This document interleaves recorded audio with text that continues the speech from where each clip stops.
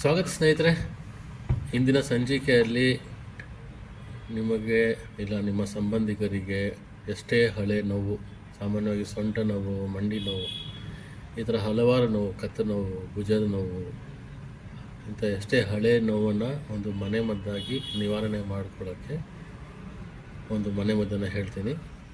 ಇದನ್ನು ಪ್ರಯೋಗ ಮಾಡಿದ್ರೆ ನಿಮಗೆ ಶೀಘ್ರವಾಗಿ ನಿಮಗೆ ಫಲಕಾರಿಯಾಗ್ತದೆ.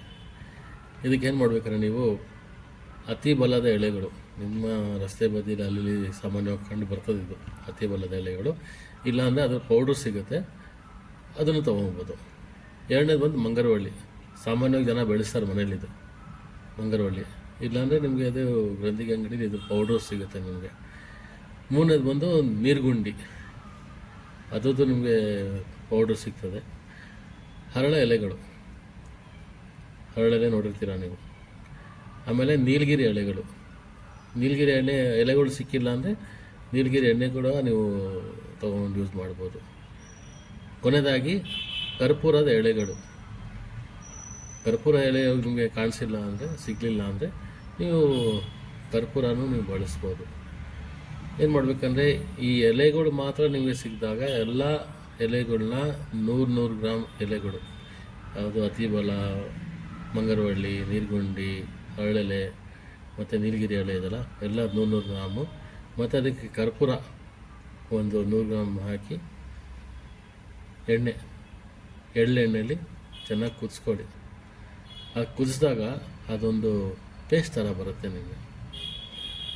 ಆ ಪೇಸ್ಟ್ನ ನೀವು ಎಲ್ಲೆಲ್ಲಿ ನೋವಿದೆ ಅಲ್ಲಿ ರಾತ್ರಿ ಹಚ್ಚಿ ಲೈಟಾಗಿ ಮಸಾಜ್ ಮಾಡಿ ಒಂದು 15ರಿಂದ 20 ದಿವಸ ನಿಮಗಿದು ಆರಾಮ ಕೊಡುತ್ತೆ.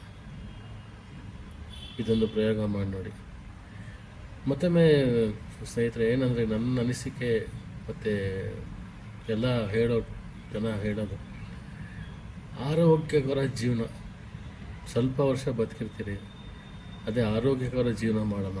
ಯಾಕಂದರೆ ಈ ಲಿವರ್ ಸಮಸ್ಯೆ, ಕಿಡ್ನಿ ಸಮಸ್ಯೆ, ಇಲ್ಲ ಈ ಟ್ಯೂಮರು, ಕ್ಯಾನ್ಸರು ಅಂತ ಡಿಟೆಕ್ಟ್ ಆದಾಗ ಮನೆಗಳೇ ಮಾರ್ಕೊಬೇಕಾಗ್ತದೆ. ಮನುಷ್ಯನಾಗಿರಲ್ಲ. ಸೊ ಅದಕ್ಕೊಂದು ಸರಳವಾದ ಟಿಪ್ಸು, ಆರೋಗ್ಯಕರವಾಗಿರೋ ಆಹಾರ ತಿನ್ನಿ ಮತ್ತು ಪಾಲಿಸಿ, ಮನೆ ಆಹಾರನೇ ತಿನ್ನಿ. ನಿಮಗೆ ಏನು ಕಷ್ಟ ಏನಾಗಲ್ಲ. ಸುಮಾರು ಜನ ಆಚೆನೇ ತಿಂತಾ ಇರ್ತಾರೆ, ನಾನು ನೋಡಿದ್ದೀನಿ. ಅವರು ಮನೆ ಊಟನೇ ತಿನ್ನಲ್ಲ. ಅದನ್ನು ಅವಾಯ್ಡ್ ಮಾಡಿ. ಇಲ್ಲ ನೀವು ಆಸೆ ಥರ ಆಹಾರ ಬೇಕಾ, ಒಳ್ಳೊಳ್ಳೆ ತರಕಾರಿಗಳನ್ನ ತಂದು ಮನೇಲೇ ಮಾಡ್ಕೊಂಡು ತಿನ್ನಿ. ಸ್ವಲ್ಪ ಕಷ್ಟ ಆಗ್ಬೋದು, ಆ ಟೇಸ್ಟ್ ಬರದೇ ಇರ್ಬೋದು, ಯಾಕಂದರೆ ಅವರು ಅಷ್ಟೊಂದು ನೀಟಾಗಿ ಮಾಡ್ತಾರೆ. ನೀಟಂದರೆ ಗೊತ್ತಾಗಿರ್ಬೋದು ನಿಮಗೆ, ಯಾವ ಎಣ್ಣೆ ಬಳಸ್ತಾರೋ, ಯಾವ ಥರ ತರಕಾರಿ ಬಳಸ್ತಾರೋ ಗೊತ್ತಿಲ್ಲ. ಬಟ್ ಕೊನೆಗೆ ನಮಗೆ ಟೇಸ್ಟ್ ಅಂತ ಅನಿಸುತ್ತೆ.